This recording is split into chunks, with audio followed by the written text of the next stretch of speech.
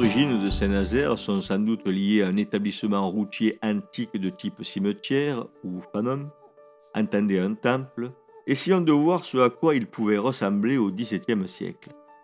Disposant de quelques documents d'archives d'importance pour cette période, l'historien peut tenter de donner un profil au village en le comparant à d'autres localités voisines, ne connaissant pas le passage d'une route d'importance.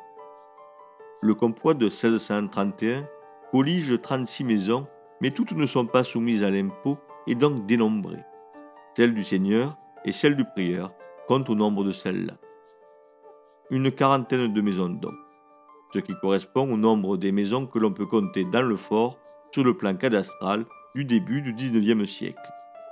De ce point de vue, on observe une stabilité de l'habitat sur la période. Il faut dire que même s'il existe quelques habitats d'écart, des métairies, la quasi-totalité de la population réside à l'abri des remparts en ce premier tiers du XVIIe siècle. Avec la ferme d'un gros propriétaire et deux autres maisons, seule l'hostellerie est située à l'extérieur des murailles du village car celui-ci ferme les portes à la nuit tombante. Pour fonctionner correctement, l'hostellerie doit être hors les murs afin d'échapper à ce cloisonnement des espaces que produit la fermeture des portes. Cependant, à Saint-Nazaire, si l'on vit de l'agriculture, on vit également de la route puisque la proportion d'artisans y résidant est supérieure à la moyenne observée ailleurs.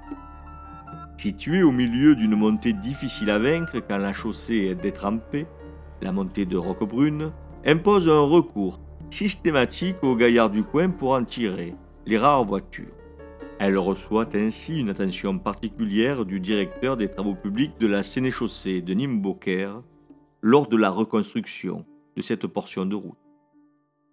Contre quelques patasses ou quelques liards, jeunes et moins jeunes, s'organisaient pour sortir les diligences des ornières dans lesquelles elles étaient enfanguées, embourbées, dirait-on en bon français. Avec la construction du grand chemin après 1740, chemin large et bien empierré par les praticiens, le recours aux forces locales se réduit. Désormais, les voitures hippomobiles passent à toute allure, à 10 km/h ou un peu plus encore, et ne s'arrêtent plus guère. Comme à Sénas, où les habitants ratent le passage d'une des filles de Louis XV, à Saint-Nazaire, les célébrités aristocratiques ne font plus que passer. Et peut-être dès lors ne dresse-t-on plus les arcs de triomphe végétaux et le grand apparat de fleurs pour célébrer leur passage. Toute l'activité routière ou presque se déplace dans les bourgs voisins. Qu'à cela ne tienne.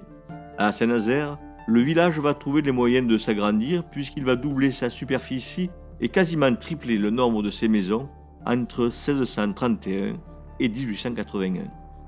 Sans doute, l'expansion est-elle liée à une croissance économique lente, malgré les nombreuses anicroches qui se déploient après le catastrophique tournant des XVIIe et XVIIIe siècles, croissance qui s'accélère avec le XIXe siècle. Ainsi va se multiplier le nombre des nazériennes et des nazériens, et vont s'accroître les moyens de subsistance. Cette performance économique et démographique, les deux étant liés, donnera les moyens à la France révolutionnaire d'inventer la mobilisation générale et la conscription. Le but était de lutter contre l'Europe monarchique coalisée qui voulait en finir avec la République française et rétablir un Bourbon sur le trône de France, Bourbon qui avait été rejeté hors du corps social avant que d'être réduit. La poussée démographique entraîna une augmentation du nombre des jeunes.